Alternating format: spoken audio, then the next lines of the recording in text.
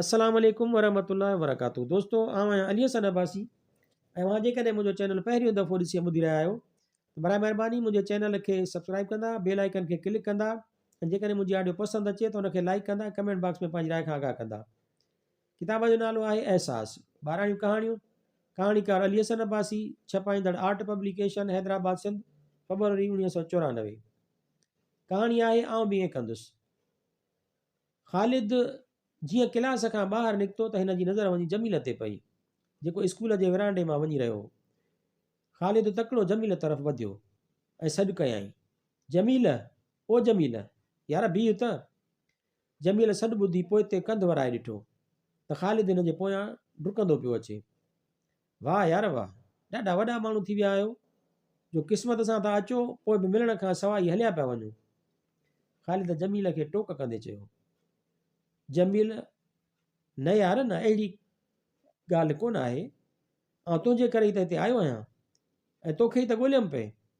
साईं महिरबानी अव्हां जी जो यादि आयासीं, मूं सम्झो त शायदि सरकार खां विसरी विया आहियूं। ऐं हा, कॾहिं आयो आहीं? ॻाल्हियूं कंदे ख़ालिद जमील खां पुछियो। जमील, यार काल्ह शाम ई घर पहुतो आहियां, हाणे अकेलो वेठो हुयुसि, उन करे सोचियमि त कुझु हवा बि बदिलाए अचां ऐं तोसां बि मिली अचां। तूं ॿुधाए, ख़ैरु लॻो पियो आहे न? ख़ालिद, हा यार, बसि अलाह जी महिरबानी आहे। तूं ॾे ख़बर किथे पहुतो आहीं ऐं पढ़ाई कीअं पई थिए? जमील मुस्कराईंदे ऐं ख़ुशीअ मां पंहिंजे ॿिन्हिनि कुलनि खे मथे कंदे चयो, पढ़ाई सुठी पई थिए ऐं हाणे डॉक्टरीअ जे आख़िरी साल में आहियां। इहो जवाबु ॿुधी ख़ालिद जे जिस्म में विझणु ख़ुशीअ जी लहर टोड़ी वई ऐं चयाईं, वाह यार वाह, ॾाढो ख़ुशकिस्मत आहीं। चइबो हिन साल खां पोइ तूं बि डॉक्टर थी करे कंहिं न कंहिं इस्पताल खे वञी आबाद कंदे। अड़े यार, असीं त ॻाल्हियुनि में हिते ई बीह रहियासीं, हल त बाग़ीचे में था हली वियूं ऐं कचहरी बि था कयूं। ॿई अची बाग़ीचे में वेठा।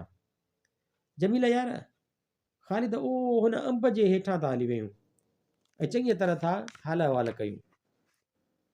यार जमील, मुंहिंजी त सलाह अथई त तूं हीउ साल पूरो करे ऐं पोइ जेकर अमेरिका, बर्तानिया, जर्मनी या ॿिए कंहिं मुल्क हलियो वञ।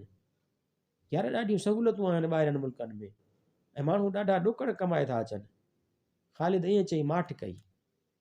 जमील हुन ॻाल्हि जो जवाबु ॾींदे चयो त प्यारा, हूअं त ही सॼी धरती मुंहिंजो देश आहे, पर असुलु देश मुंहिंजो उहो आहे जिते मूं जनमु वरितो आहे। असां हुन जनम भूमीअ खे सिर्फ़ु उन करे छॾे वञूं जो ॿाहिरि असांखे दौलत घणी थी मिले। न दोस्त न, दौलत जे करे पंहिंजे देश खे छॾे गैरनि वटि वञा, मां ईअं कोन कंदुसि। ॿाहिरि खणी केतिरी बि दौलत कमायां, पर उते हूंदुसि त ॿिए दर्जे जो शहरी न।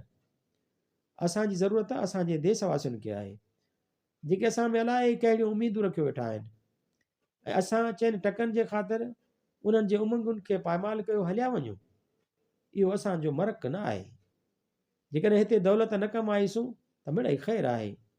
छा तो शाह साईंअ जो हीउ बैत कोन ॿुधो आहे? इहा न मारुनि रीत जो सेण मटाइनि सोन ते। ॾिस त शाह साईं असांखे कहिड़ो दर्स थो ॾिए ऐं पोइ बि असीं हलिया वञूं। ख़ालिद, त पोइ यार कंहिं वॾे शहर में वञिजांइ, वॾनि शहरनि में बि सुठी कमाई आहे।